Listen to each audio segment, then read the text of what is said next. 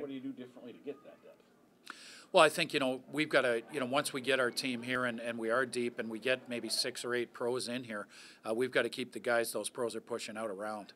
I mean, we can't just cut them and send them home and, whatever, and lose like Thorny, who goes to Toledo and becomes their 10th forward and plays very well. So, I think we've got to find a way to keep players around that, we know are going to play and we know are good and we know that they're not playing because maybe a pro's taking their spot. Yeah, one of the things you're looking at to do differently next year as well? Well, I think size and skating. We want to get, I think you guys all know that the teams in the league were bigger than us, especially on defense. And we've got to get kids that, we're looking 6 feet and above, and we're looking for guys that are great skaters.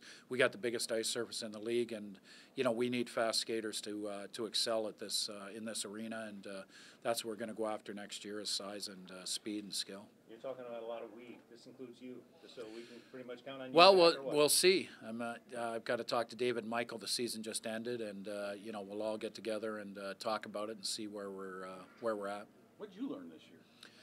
Well, I think, I learned a lot about the league, and, it's a tough league. I mean, we were going along pretty good there, and, 3 points out of first place, playing Cincinnati 3 games in a row, and, all of a sudden, the bricks started to fall out of the house, and, we replaced them with the John Dunbars and the Hobans and kids like that, Wheeler and people like that, but they're not Daniel Maggio and they're not Colin Chalk, and, they can't, they can be a stopgap measure, but you lose something there, and, I think, like I said, depth and size. I mean, we're a very small team in this league, and credit goes to Smitty and Dunbar and all these kids that battled the bigger players, but, we've got to have kids that are 6'1", 6'2", and especially on the back end, and, we've got to have a goaltender that, can come through for us on a consistent basis. How do you get those guys?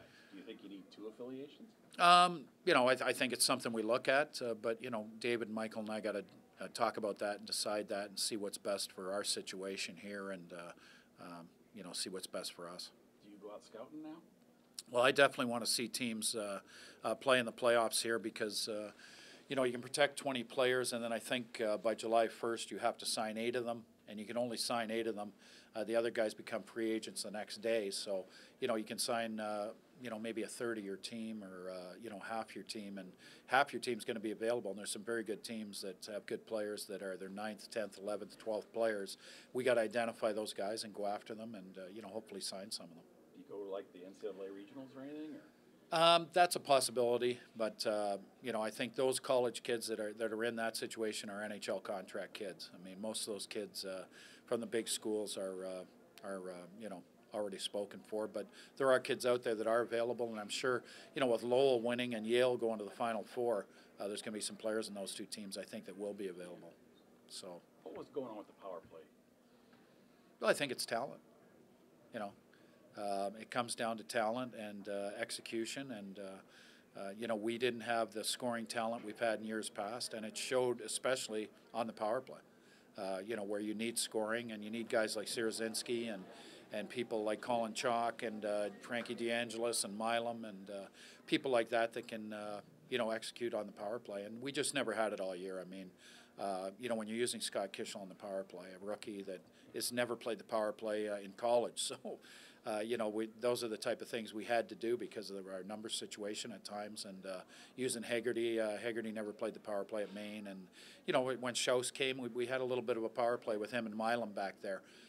And we scored some goals and got another one tonight. But, it's difficult when you don't have the guys who can execute.